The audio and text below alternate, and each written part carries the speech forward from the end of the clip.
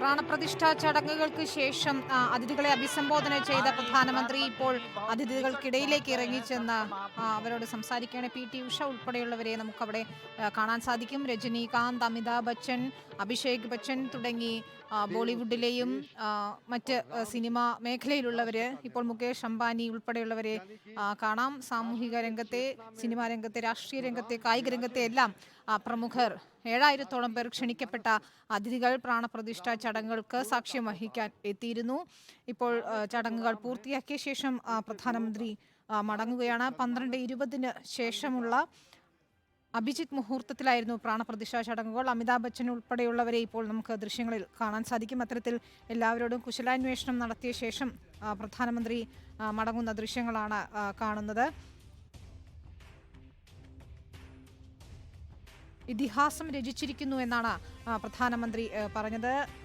നരേന്ദ്രമോദി മുഖ്യ യജമാനായ ചടങ്ങിൽ കാശിയിലെ വേദപണ്ഡിതൻ ലക്ഷ്മികാന്ത് ദീക്ഷിതായിരുന്നു മുഖ്യ കാർമ്മികത്വം വഹിച്ചത്.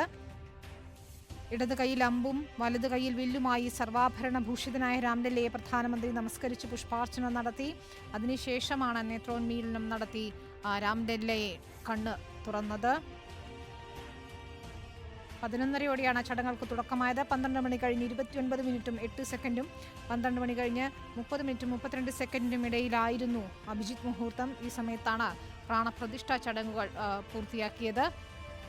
മോഹൻ ഭാഗവത്, യോഗി ആദിത്യനാഥ്, ആനന്ദിബെൻ പട്ടേൽ തുടങ്ങിയവരെല്ലാം തന്നെ ആ സമയത്ത് ശ്രീകോവിലുണ്ടായിരുന്നു. ഇപ്പോൾ അവിടെ എത്തിയ സന്യാസി വര്യന്മാരെയും അതിഥികളെയും എല്ലാം അവരോടെല്ലാം സംസാരിച്ചുകൊണ്ട് പ്രധാനമന്ത്രി നടന്നു നീങ്ങുന്ന ദൃശ്യങ്ങളാണ് കാണുന്നത്. VS രഞ്ജിത്ത് തുടരുന്നു. രഞ്ജിത്ത്, പ്രാണപ്രതിഷ്ഠാ ചടങ്ങുകളെല്ലാം പൂർത്തിയാക്കി ഇതിഹാസം രചിച്ചിരിക്കുന്നു എന്ന് പറഞ്ഞുകൊണ്ട് രാമൻ വിവാദ പുരുഷനല്ല, സമാധാനത്തിന്റെ പ്രതീകമാണെന്ന് പറഞ്ഞുകൊണ്ടാണ് പ്രധാനമന്ത്രി ഇപ്പോൾ അയോധ്യയിൽ നിന്നും മടങ്ങാൻ ഒരുങ്ങുന്നത്.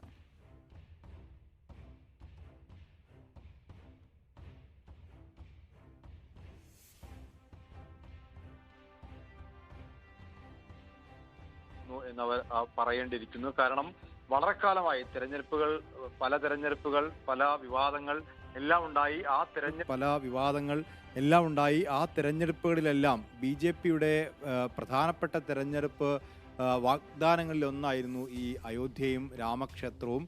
സ്വാഭാവികമായിട്ടും വരുന്ന 2024 ലോക്സഭാ തെരഞ്ഞെടുപ്പിലും BJP മുന്നോട്ട് വെക്കാൻ പോകുന്ന പ്രധാനപ്പെട്ട ഒരു അജണ്ട തന്നെയായിരിക്കും ഈ അയോധ്യ രാമക്ഷേത്രം. അതുകൊണ്ട് തന്നെ ഒരു ഇതിഹാസം എന്ന് തന്നെ അദ്ദേഹം പറഞ്ഞതിൽ, അദ്ദേഹത്തിൻ്റെ വാക്കുകളിൽ ഈ രാഷ്ട്രീയം കൂടിയുണ്ട് എന്ന് സൂചിപ്പിക്കട്ടെ.